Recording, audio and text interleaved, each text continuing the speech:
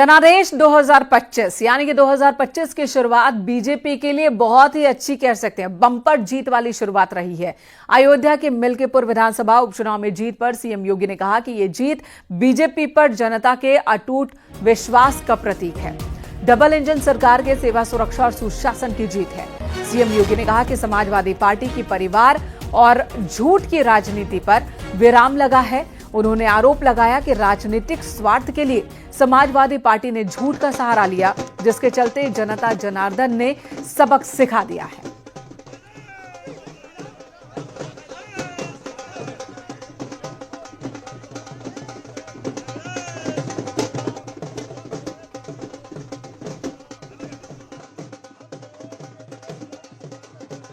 अयोध्या जनपद की मिल्कीपुर विधानसभा का उपचुनाव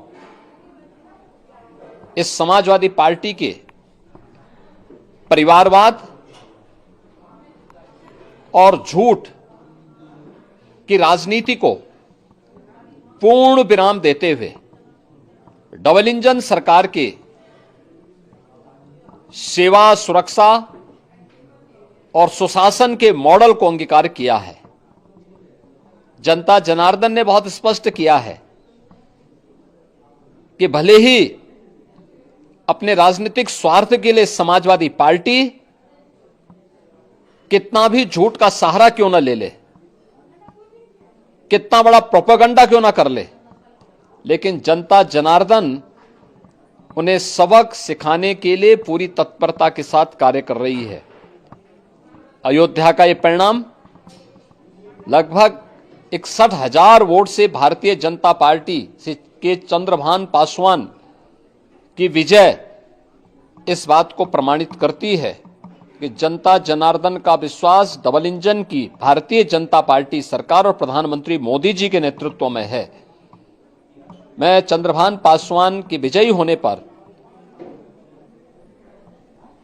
भारतीय जनता पार्टी और सहयोगी दलों के सभी पदाधिकारियों को, अयोध्या के मिल्कीपुर विधानसभा के सभी कार्यकर्ताओं का हृदय से अभिनंदन करता हूं, बधाई देता हूं। इधर आम आदमी पार्टी ने इस बार दिल्ली विधानसभा चुनाव में अपना सबसे खराब प्रदर्शन किया। पूरे चुनाव कैंपेन के दौरान केजरीवाल मुफ्त में बहुत कुछ देने की बात करते रहे, वो चाहे पुजारियों और ग्रंथियों को वेतन देने की बात हो या फिर महिलाओं को हर महीने 2100 रुपए देने की बात हो। लेकिन सत्ता विरोधी लहर, भ्रष्टाचार और विकास के कोई काम न होने की वजह से दिल्ली की जनता जो परेशान हो चुकी थी, उसने अपना आदेश दे दिया।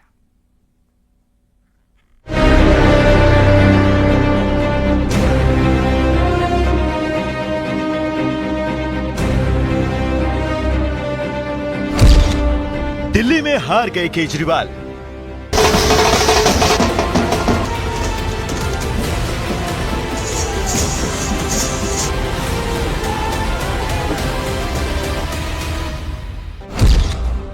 नई दिल्ली सीट से हारे केजरीवाल।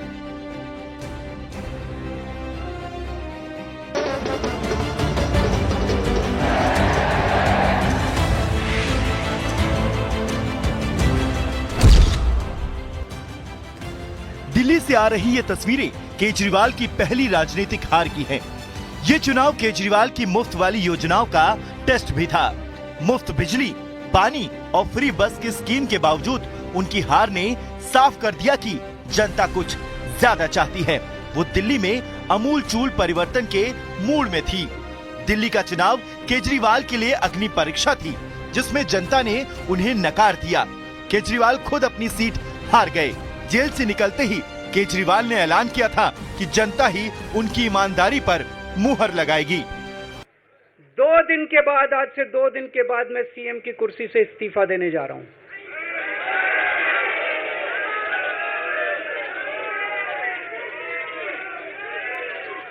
और मैं तब तक सीएम की कुर्सी पे नहीं बैठूंगा जब तक जनता अपना फैसला ना सुना दे। मैं जनता के बीच में जाऊंगा, गली गली में जाऊंगा, घर घर में जाऊंगा, और जब तक जनता अपना फैसला ना सुना दे कि केजरीवाल ईमानदार है, तब तक मैं सीएम की कुर्सी के ऊपर नहीं बैठूंगा। इस चुनाव में आम आदमी पार्टी का किला बिल्कुल ढह गया। इसकी कुछ अहम वजह रही। शराब घोटाले से केजरीवाल को नुकसान पहुंचाना, भ्रष्टाचार के केस में कई मंत्रियों को जेल से छवि को नुकसान, शीश महल पर आपके वोटर छिटके, यमुना की सफाई पर पार्टी बैकफुट पर रही। जनता का जो भी निर्णय है, जनता का जो भी फैसला है, उसे हम पूरी विनम्रता के साथ स्वीकार करते हैं। जनता का निर्णय सर माथे पर। मैं भारतीय जनता पार्टी को इस जीत के लिए बहुत बहुत बधाई देता हूं और मैं उम्मीद करता हूं कि जिस उम्मीद के साथ और जिस आशा के साथ लोगों ने उनको बहुमत दिया है, वो उन सभी उम्मीदों और आशाओं पे पूरा उतरेंगे। बीजेपी ने इस बार चुनाव में शीश महल का मुद्दा उठाया। जिस केजरीवाल ने कभी बंगला, गाड़ी और सिक्योरिटी न लेने का ऐलान किया था, उन्हीं के सीएम आवास में करोड़ों रुपए खर्च किए जाने का आरोप लगे। अरविंद केजरीवाल और उनकी पार्टी की विश्वसनीयता पूरी तरह से गिर गई। केजरीवाल ही नहीं, मनीष सिसोदिया और सत्येंद्र जैन, सोमनाथ भारती जैसे नेता तक हार गए। हम सब कार्यकर्ताओं ने मिलकर बहुत मेहनत से लड़ा। जंगपुरा के लोगों ने, जंगपुरा विधानसभा के लोगों ने भी बहुत प्यार, मोहब्बत, सम्मान दिया, लेकिन 600 वोट से, लगभग 600 वोट से उसमें हम पीछे रह गए। तो मैं जो कैंडिडेट जीते हैं उनको बधाई देता हूं और उम्मीद करता हूं कि जंगपुरा की समस्याओं को वो हल करेंगे। जंगपुरा के लोगों की जितनी भी चीज़ें हैं उनको हल करेंगे। बाकी तो अब बाकी देखते हैं। सर, काफी टफ फाइट रही है, कैसे देखते हैं, कहाँ चूक हो गई? नहीं, अब चूक तो आपको बताएंगे एनालिसिस करके। केंद्र सरकार और मुख्यमंत्री के बीच टकराव। केंद्र सरकार और दिल्ली सरकार के बीच टकराव की स्थितियां अक्सर मीडिया की सुर्खियां बनी रहती हैं। खासकर पुलिस, कानून व्यवस्था और प्रशासनिक अधिकारियों के मुद्दे पर विवाद। इसके अलावा पिछले 10 साल से दिल्ली के इंफ्रास्ट्रक्चर पर कोई काम नहीं हुआ। लोग लगातार परेशान होते रहे, लेकिन आम आदमी पार्टी के नेता उल्टा केंद्र सरकार को कोसती रही। अब आपको बताते हैं कुछ और मुद्दे जिन्होंने केजरीवाल को डेंट पहुंचाया। पीएम पर व्यक्तिगत हमला करना बैकफायर कर गया।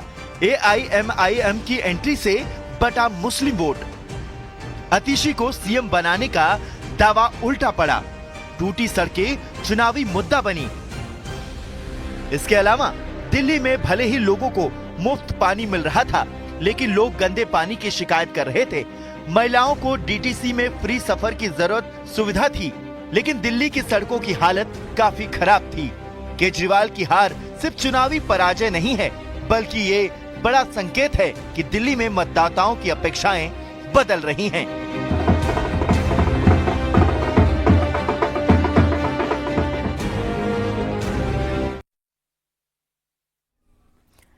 दिल्ली में बीजेपी का वनवास आखिरकार खत्म हो गया और शानदार जीत हुई। इस जीत में सीएम योगी का भी बड़ा योगदान रहा। योगी का जादू दिल्ली में खूब चला। सीएम योगी दिल्ली में रहने वाले पूर्वांचल के वोटर्स को बीजेपी के पक्ष में करने में कामयाब रहे।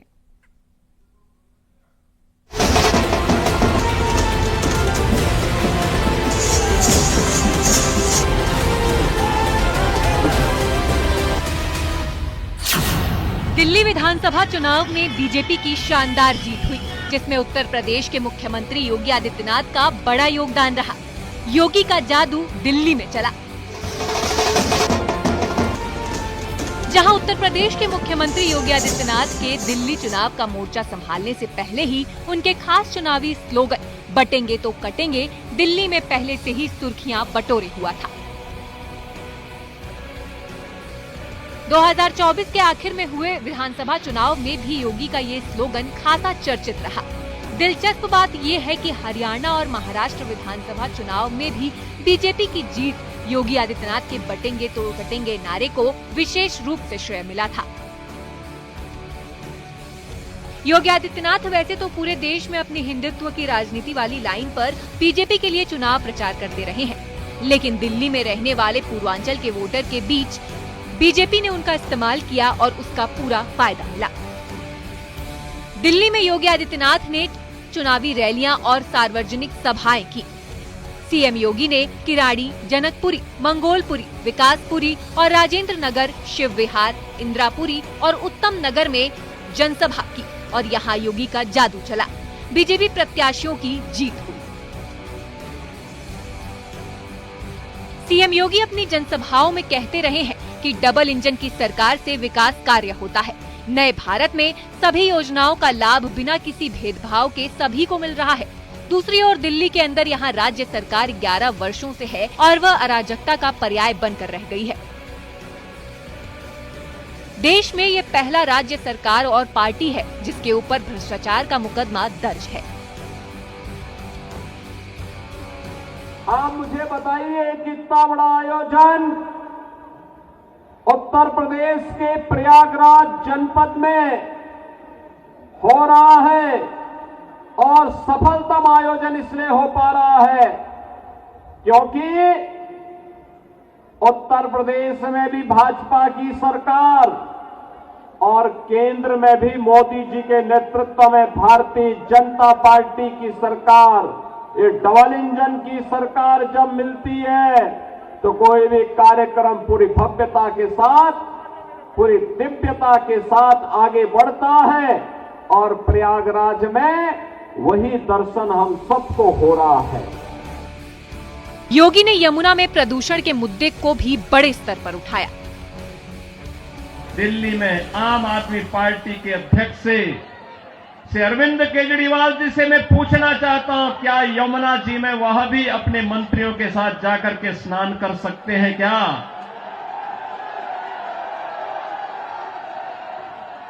अगर उनमें नैतिक साहस है तो उनको इसका जवाब देना चाहिए। यमुना मैया को एक गंदे नाले के रूप में बदलने का अपराध क्या उन्होंने किया है कि नहीं किया है? और अगर वह व्यक्ति इस बात का अपराधी है तो फिर मुझे नहीं लगता है कि जनता जनार्दन की इस अदालत में उन्हें कोई माफी दी जानी चाहिए। योगी अपने भाषणों में कहते रहे हैं कि केंद्र की तरह दिल्ली में भी बीजेपी की सरकार बनेगी तो पीने का साफ पानी के साथ स्वास्थ्य और युवाओं को अच्छी शिक्षा के साथ उन्हें रोजगार भी देगी। कुल मिलाकर देखा जाए तो दिल्ली चुनाव में बीजेपी की जीत में सीएम योगी का यूपी में आने वाले मतदाताओं पर जादू चला और 27 साल से दिल्ली में चल रहा वनवास खत्म हुआ। Bureau report, news 18।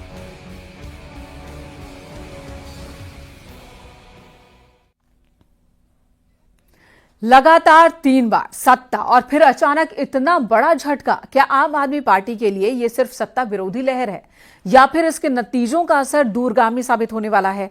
क्योंकि बीजेपी की आंधी में आप संयोजक अरविंद केजरीवाल अपनी ही सीट बचा नहीं पाए।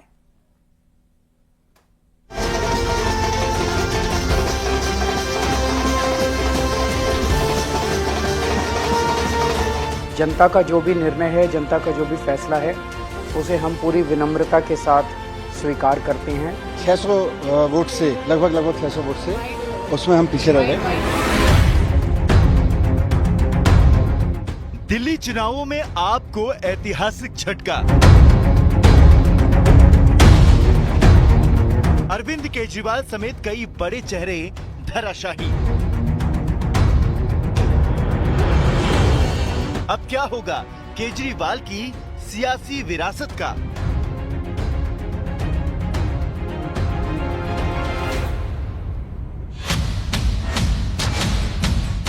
सत्ताईस साल बाद दिल्ली की राजनीति में बीजेपी का उदय हुआ है और इसी उदय के साथ सवाल उठ रहे हैं कि क्या अरविंद केजरीवाल का सियासी करियर अस्त हो गया? क्या बीजेपी के परवेश वर्मा से हार के बाद उनकी राष्ट्रीय महत्वाकांक्षाओं को झटका लग गया?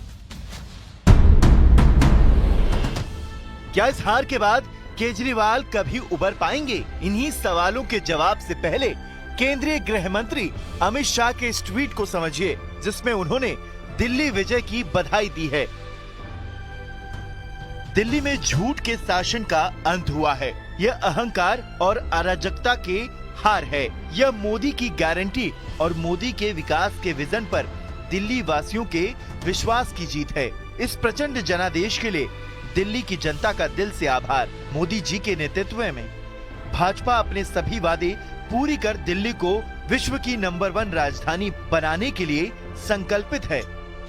दरअसल आम आदमी पार्टी के संयोजक अरविंद केजरीवाल के लिए दिल्ली चुनावों की शिकस्त इसलिए बड़ी है क्योंकि राजनीतिक महत्वाकांक्षाएं राष्ट्रीय स्तर पर बड़ा नेता बनने की रही हैं। इसे ऐसे समझा जा सकता है कि 2000 के लोकसभा चुनाव में वो पीएम मोदी के खिलाफ चुनाव लड़ चुके हैं। इन चुनावों की हार के बाद विपक्षी गठबंधन में भी केजरीवाल अप्रासंगिक हो जाएंगे। ऐसा इसलिए भी क्योंकि इंडिया गठबंधन में रहते हुए उनकी पार्टी ने गठबंधन धर्म का पालन नहीं किया।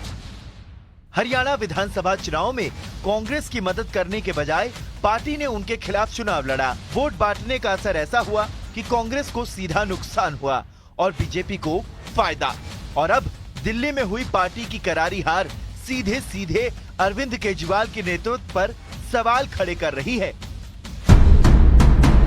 जिसका असर ये हो सकता है कि पंजाब में भी आप के खिलाफ माहौल बनने की संभावना बढ़ सकती है। अगर पार्टी कमजोर होती है तो विधायक दल बदले जा सकते हैं। इस हार के बाद आम आदमी पार्टी के केंद्रीय नेतृत्व का दखल भी पंजाब सरकार में बढ़ने की उम्मीद जताई जा रही है, जिस वजह से भगवंत मान सरकार के साथ असंतोष के हालात बन सकते हैं। इसके अलावा पार्टी में गुटबाजी और आंतरिक कलह भी बढ़ सकती है। वैसे भी पंजाब में आम आदमी पार्टी में गुटबाजी और कलह की खबरें छन छन कर आती रहती हैं। यही वजह है कि केजरीवाल की राजनीतिक विरासत पर इन चुनावों में संकट पैदा कर दिया है।